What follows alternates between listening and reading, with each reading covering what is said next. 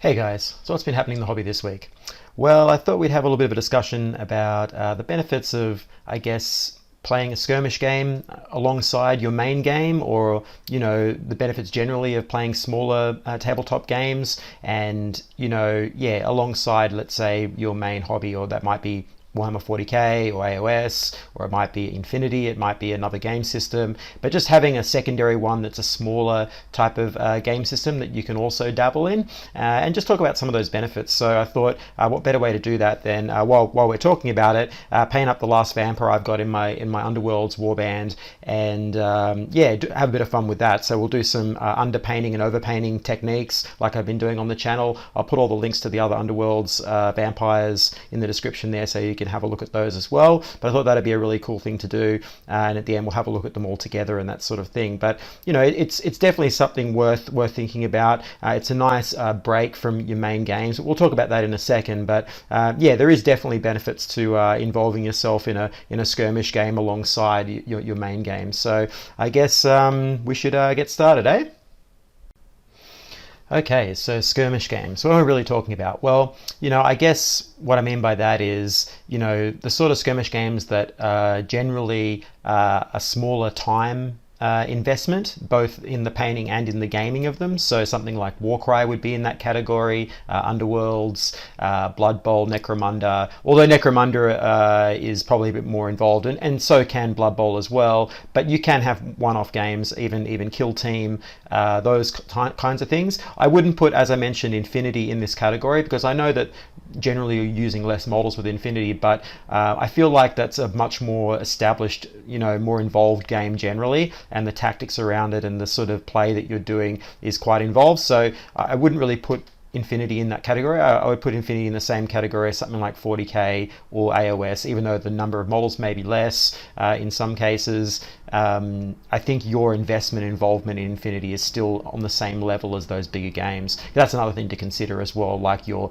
general investment into it. So I guess we're looking at like some of those smaller ones, like some of the agnostic game systems, like One Page Rules and things like that, with some of their different ones. And there's I've forgotten what they're called now. Is that something Fleet, or that space one, which is like a skirmish game as well. There's a bunch of those agnostic games that where you can basically use your own miniatures, and you just get a rule set and then you can play. So those ones are all there as well, and there's a whole range of them. There are more board game based tabletop ones like Judgment from Creature Caster, and games like that are sort of blending a little bit of board game sort of elements like Blood Bowl and that sort of thing with tabletop skirmish and tactical play like that. So all those types of games are the sort of thing that I'm talking about, and they definitely are a wonderful way to add a bit of like spice, or pepper and salt to your hobby, because your main game, or the one that you devote more of your time to, that's more involved, probably has more miniatures, you're investing more of that time and energy into it. It can wear you down sometimes, right? So just like my other talks where I talk about having those in-between models that you paint, and those little refresher models and things like that. It's this sort of skirmish game idea is great for also breaking up your overall hobby as well. And there's many benefits to this. Obviously the obvious ones there is that sort of refresher thing where you're painting a different subject matter, and that can help you get out of a funk or get out of a rut with your painting, and hobby generally. It offers you a lot of differences, because usually those games are going to have quite different kind of model sets than a larger game like 40k or AOS. Okay, maybe less so in something like Kill Team, but even then, at least with Games Workshop models, you generally find that the secondary game systems, the smaller ones, they often have a lot more license for individuality with the models, and a lot more variety and sort of character, and that they can be really fun models just to have and play with and paint. And so that's another benefit. So you'll often find that there's more character in those models. Certainly with Underworlds, they have some of the best AOS models that Games Workshop sculpt and produce, and they're in this little game system that they put on the side. But it's really fun. Same with Warcry. There's some really amazing and wonderful warbands there that have a lot of variety.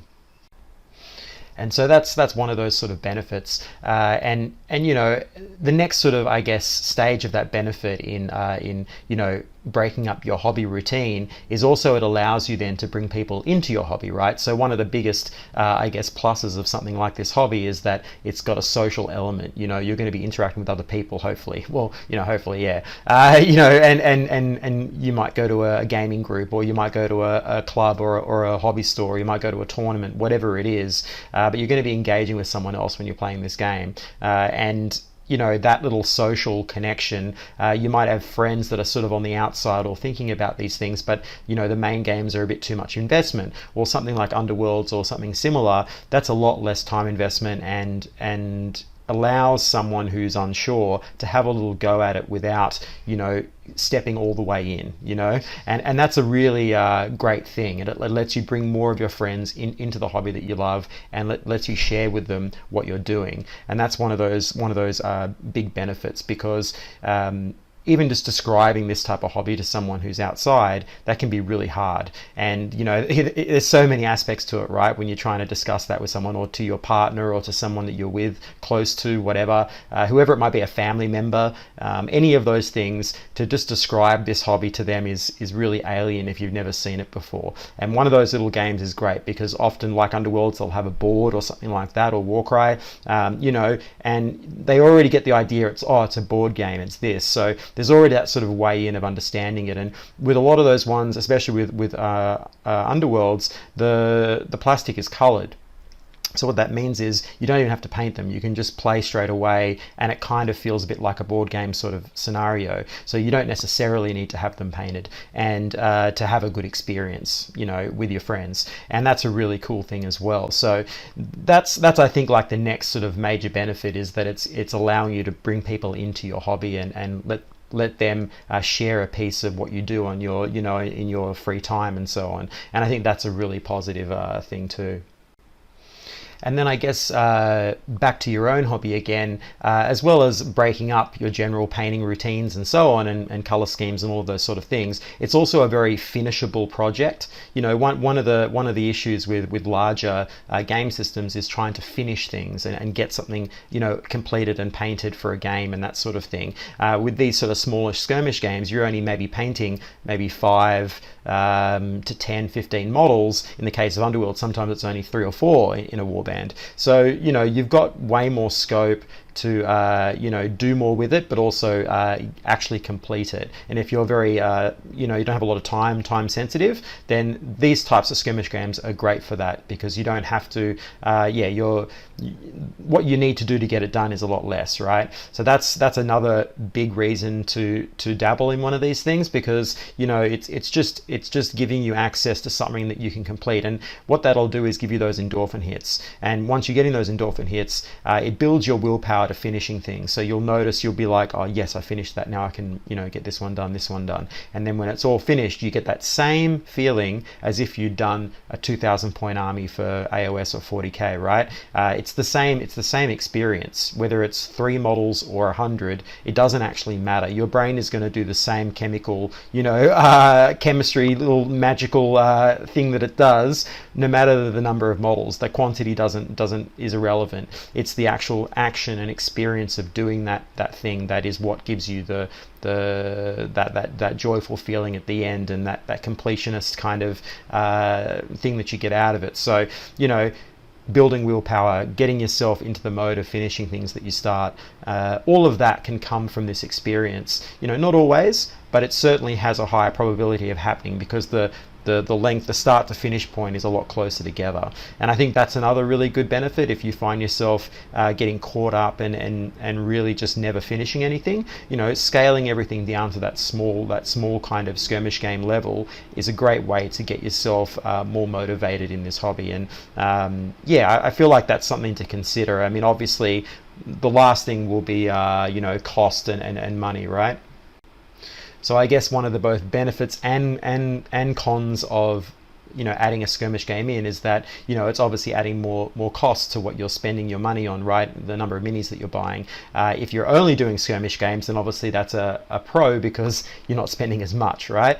So there's that that both sides of the coin there. But if you're in this hobby and you're doing one of those big game systems, or you're actively, into miniatures generally, pretty regularly over the year or over the years that you've been in it, then I don't think adding a little game like that is really going to do much overall. I think that's a negligible cost, and one that has a lot. I think the benefits outweigh the cons in terms of what you're spending versus the rewards you're getting out of it. Especially if you're only doing a couple of things like one game and then a skirmish game. I don't think that's really going to affect much in terms of your wallet.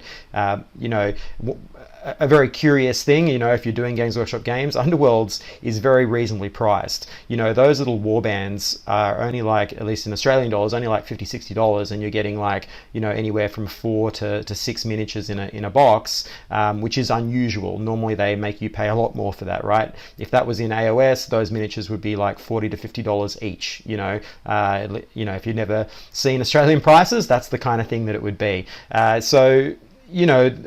From that point of view, that's really unusual, and you're getting a lot more, I guess, value out of that, because also the sculpts are really good. So there's that double thing that you're getting out of doing that particular one. But many other games have it. Infinity, obviously, they've got their I think they've got their arena one as well you can do, which is less models as well. There's a whole range of different gaming modes that you can do with Infinity, and that means less models and so on. So even within the one game system, like with AOS or with Infinity, you have different gaming types that you can end up getting yourself into. So that's another way you could do it as well. If you didn't want to completely jump to a whole new game system, you could do that. I mean, with Games Workshop's case, they also have Crusade and so on for 40k, or the Kill Team thing, but Crusade where you're doing that sort of campaign thing, and that's another way of bringing people into your hobby, which is also beneficial. So you could do that type of mode, but that also requires you to, I guess, you're sort of tracking your progress more, and it makes it harder to keep that going if you only see your friends maybe less often for these type of gaming nights, whereas one-off games are a lot easier. You can just go have your game, when it's done, and then you come back to it another week, month, or whatever, and you can play again. So there's also that to consider as well. So to sum up, I suppose I think it is definitely a positive, to actively keeping a little skirmish game or a side thing while you're doing your main hobby, because I know for me personally, it definitely refreshes my palette and gets me active again, gets me feeling happy to do more, because they really are completable projects. You get them done, they're out the way, you feel that endorphin hit, and you're ready to move on to something a bit more substantial, and that's really great, and that's really the main benefit I see. And then obviously the next one is obviously bringing friends into that gaming group and letting them have a go at miniatures. But for the personal one, I think is the most important, because it's your hobby first, right? You're the one investing all of that time, money, and so on to do this thing. So it should give you the biggest benefit ultimately, and then you share the rest with other people as you go. But you need to do you first, and that's pretty much something you could say about life as well, right? In general, but certainly with this hobby, you want to make sure that that's all correct first. And these type of little skirmish games can definitely do that for you. So if you've been thinking about it, I would suggest doing it, because there's no real harm done. You might spend maybe $100 or something, or whatever it is, but you'll get to see whether you like it, and then you can try it out and see, no matter what it is, whether it's the agnostic game system or one of the main companies that produce these things. Doesn't really matter. It could be 3D printing with a Patreon, whatever it might be, and just have a little go, because I don't think that it's really going to hurt anything by trying it. So I guess that's my ultimate thing, is always exploring, always looking for new things and new challenges to grow your hobby, and and I guess treating it as, like I always talk about, that practice or process, a little bit like an artist thinks of their workflow, and adding a little bit of that into the way you perceive your own hobby, I think is always a helpful and I guess positive thing. So there's some thoughts on, I guess, the benefits of, getting into skirmish games or sub games or something that's, in addition to your main game that you play. Let's take a look at how I've gone with this vampire. So yeah, this was a bit of fun. That underpainting, overpainting style is a good way to break up your painting and just try something, new. And it really does help you think about color differently and give you a chance to just add a little bit of a difference to the way you paint. And I think that that's a really positive thing overall. So, you know, that's another thing that these sub games let you do, is you can experiment, right? So yeah, really, really fun. I'll leave you an image with all of these Underworlds vampires together. I think I've done now all of them on the channel, so that'll be really fun to put them all together. I haven't actually seen them all together yet, so that'll be really cool. And an image of this one with the paint list and so on, as I usually do. But I hope you've got something out of this, and you know, you give a little sub game a go one day with a mate or something like that. That'd be really great. I'm sure it'll go really well for you. So yeah, I hope you've enjoyed this. Please hit that like button, subscribe button. It really helps me out. And I guess I'll catch you on the next one.